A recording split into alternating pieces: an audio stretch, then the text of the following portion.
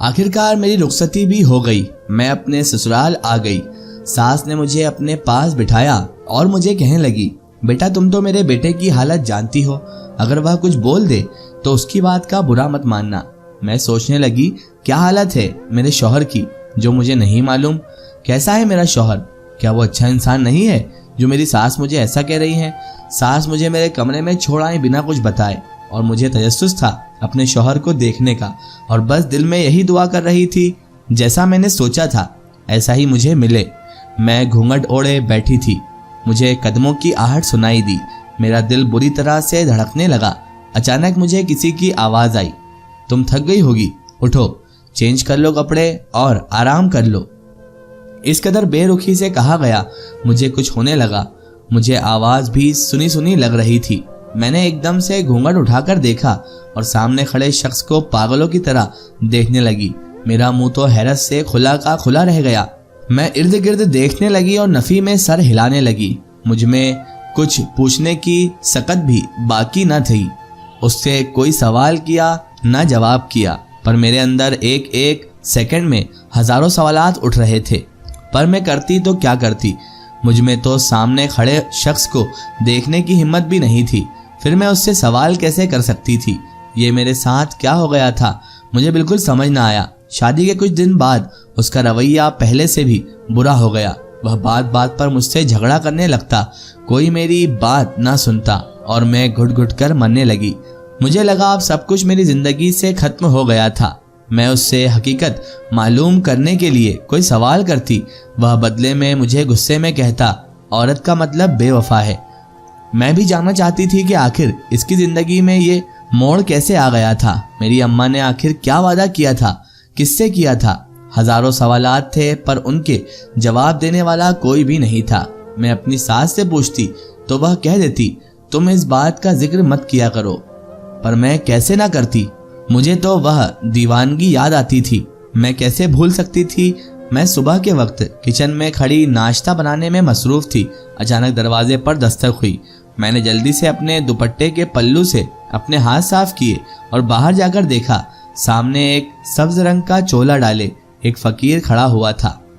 मैंने उससे पैसे पकड़ाए।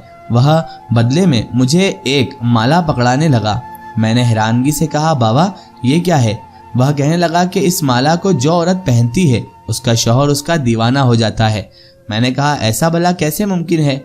मैं दरवाज़ा बंद करके वापस आ गई और नाश्ता बनाने लगी, पर मेरे दिमाग में उसकी बातें घूम रही थी। क्या ऐसा मुमकिन था? मैं सोचने लगी, आखिर मैंने इससे माला क्यों न ली? फिर मुझे बाजी जुब्बों की एक बात याद आ गई। आंखों में नमी तैरने लगी। मैंने जल्दी से अपनी आंखों की नमी साफ की। उस वक्त मुझे अपने शौहर की आवाज़ आई। वह मुझे कहने लगा, मुझे खाना दे, मुझे खाना दे दो।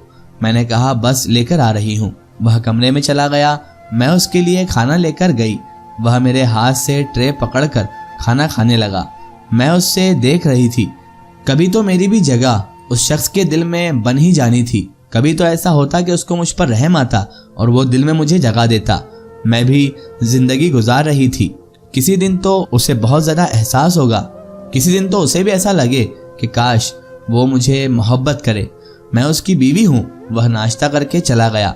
आज मुझे अपने सारे ख्वाब टूटे हुए महसूस हो रहे थे। इस शख्स ने एक बार भी मेरी तरफ नहीं देखा। मुझे रोना आ रहा था। आज मुझे समझ आ गई, लोग क्यों कहते हैं ख्वाब नहीं सजाने चाहिए, क्योंकि ख्वाब नहीं देखने चाहिए, क्योंकि ख्वाब टूट जाते हैं। आज पता चला था जब ये टूट जाते हैं ना, बहुत तकलीफ होती है। और मेरे ख्वाब भी आज इसी तरह टूट गए थे और तकलीफ भी हो रही थी। ना जाने कितनी बातें, कितने सवाल जहन में गर्दिश कर रहे थे। चैन नहीं आ रहा था। आखिर उस शख्स की लाइफ में क्या हो गया था जो ये ऐसा हुआ? क्यों ऐसे मेरे साथ कर रहा है? मेरा क्या कसूर है इन सब में? मुझे तो किसी ने कुछ बताया भी नहीं। यहाँ तक कि अपनी सगी माँ ने भी कुछ नहीं बताया। न जाने उन्होंने किससे क्या वादा पूरा किया है। अगले दिन फिर से वही सब काम का मामूल था। लेकिन अगले दिन दरवाजे पर दस्तक हुई। सदु चोले वाले बाबा वापस आ गए। फिर भी मेरा दिल ना माना। मैंने उनसे वो माला नहीं ली और उनके जाने के बाद फिर उसी तरह पछताती रही। उस दिन दोपहर टाइम में मैंने अपनी सास से पूछा, बच्चा किधर गया था? पर सास ने कोई जवाब ना दिया और कहा, ये टॉपिक मत खोला करो, मिट्टी डालो इस पर, क्योंकि इस बारे में कोई बात नहीं करना चाहता है। मुझे कोई कुछ नहीं बता रहा था।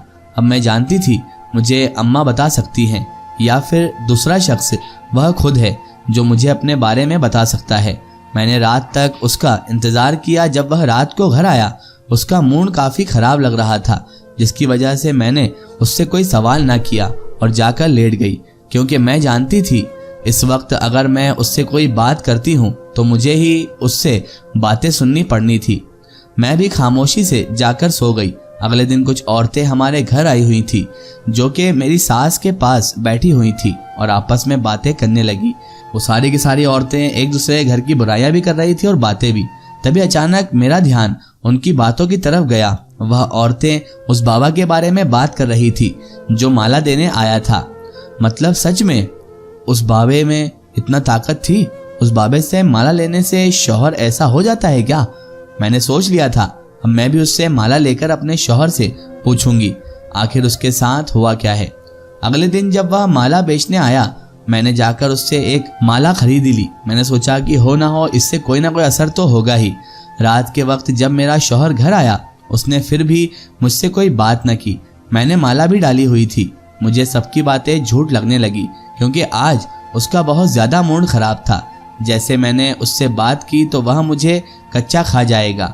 मैं सो गई। अचानक रात के वक्त मेरी आंख खुली। रोने की आवाज़ से मैंने आंखें मलती हुई उठ गई। मेरी नज़र कमरे के दरमियान में गई। वह बच्चों की तरह सामने खिलौने बिखरे घुटनों पर ठोड़ी टिकाए हुए रो रहा था। वहां पर और भी ऐसी चीजें मौजूद थी जो कि मैंने हमेशा देखी थी।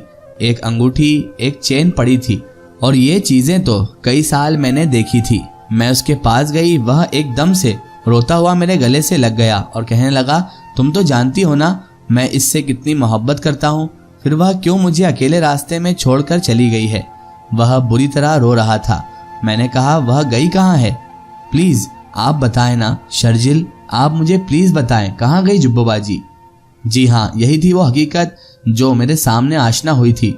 शर्जिल से ही मेरा निकाह हुआ था। कहाँ है जुब्बो बाजी? और आपका बच्चा भी तो इतना प्यारा था, वह किधर गया है?